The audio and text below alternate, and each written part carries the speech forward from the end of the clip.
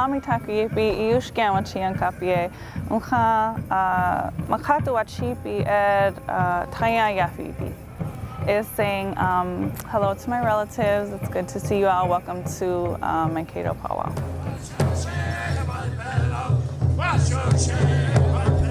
I'd love to have people get to know us as we really are, and one good way of doing that is coming to a powwow and dancing with us, and you'll feel it out there. You really feel connected to the earth. The powwow is incredible, and if I could choose where to end my days on earth, if I could end it at a powwow, it'd be perfect.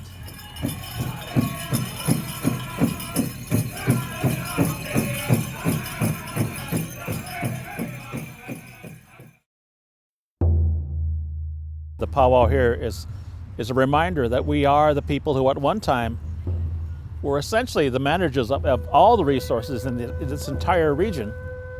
And I think we were doing a great job.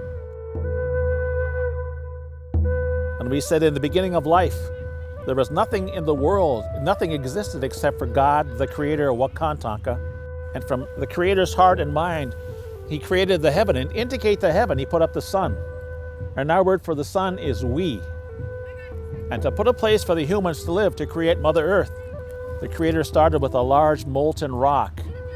We questioned where do we belong on the earth? And the creator said, when you come to the earth, step hard on the ground, on Mother Earth, and if that's where you belong, Mother Earth will hold you. If it's not where you belong, you pass through to another part of the earth.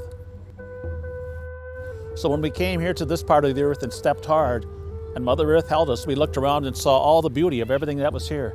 There were trees, there were birds, there were animals, the grass, everything was here before us, and we saw the beauty. And we were so impressed with that, we were so much in love with this place, that we gave a second step, a light step. The first hard step to see, do we belong here?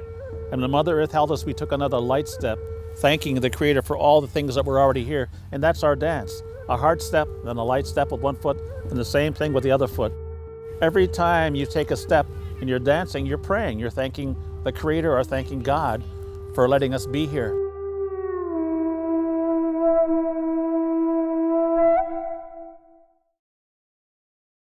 The Indians were pushed against the wall, you might say, by white encroachment. And the Indians started feeling a resentment because they weren't getting annuity payments either for the land. And the food that they were promised by the government wasn't coming, and the little children were starving. And there was a real bad year for crops and that type of thing. It was like taking a bottle of pop and shaking it, and eventually something pops. And that's what happened in this particular case. And so they went to war.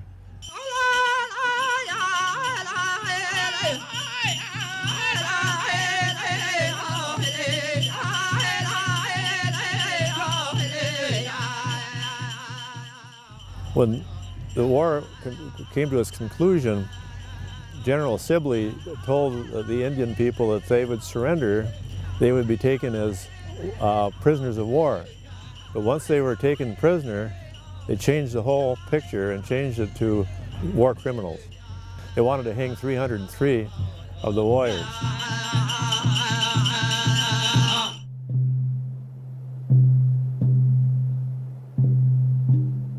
Bishop Whipple, who was an Episcopalian bishop, stepped in, and he actually went to see President Lincoln and spoke in the Indians' behalf in their favor, and said that this picture is really all wrong in what you're getting from the government. He said if you hang anybody at all, it should be very, very few. And Lincoln said, well, we'll hang 39 of the worst ones. And then the 39th had his sentence commuted, so there were 38 in the final result.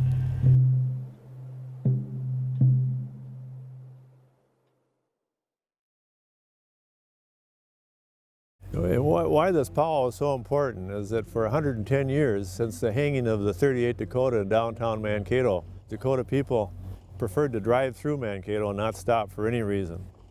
Amos Owen and his tribal council came to Mankato and visited Jim and the rest of us at the YMCA, where Jim was the director.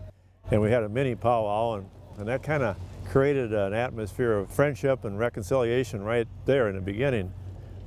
The idea crossed my mind that, well, maybe Amos could create a powwow with our help.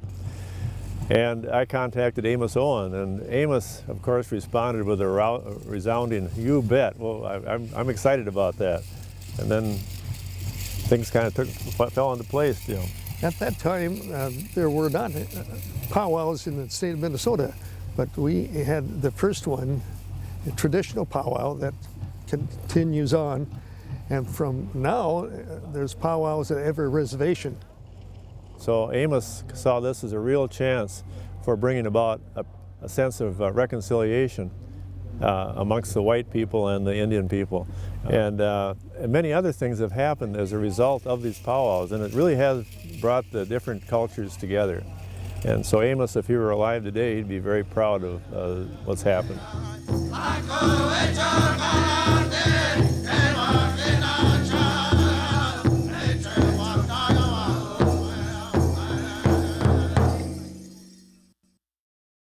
My grandparents helped found this powwow, and I've been coming here since I was a baby. Today is very important to see everybody come together and to celebrate being Dakota and sharing this with everyone. Well, I think it means quite a bit. I asked a Dakota friend of mine a few years ago, after he'd participated in these powwows for a while, how he felt about the powwow from a Dakota perspective. And he said coming back to Mankato as free people was like, he went like this, like wiping a veil of false guilt away. And that, I think, was speaking for all of Dakota, because I feel that they all felt that way pretty much. Well, we all have ancestral connections to the 38 that were hanged. And as for me personally, the Minnesota history books back in the 60s always depicted this as we were the savage killers, rapists, pillagers. But we also crossed that line back from public school back to the reservation, where we had grandparents and great-grandparents that told us the oral history of what happened and was wrong on both sides. The federal government, the reaction of some people, there were victims on both sides. But to never forget that the largest mass execution in U.S. history was right here in Mankato, and a lot of us had ancestral ties to the 38. People believe by going to the movies they can find out who we are. They believe by reading textbooks written by non-Indians they can find out who we are, but that will only confuse you more. The powwow is where we can really be ourselves, show some pride, and just open up to people, trust. You see people out there laughing and just being themselves. You see them on the street or even in their home community. They're sitting really tight-lipped and don't share. This place here, it just opens you up. You can't help it.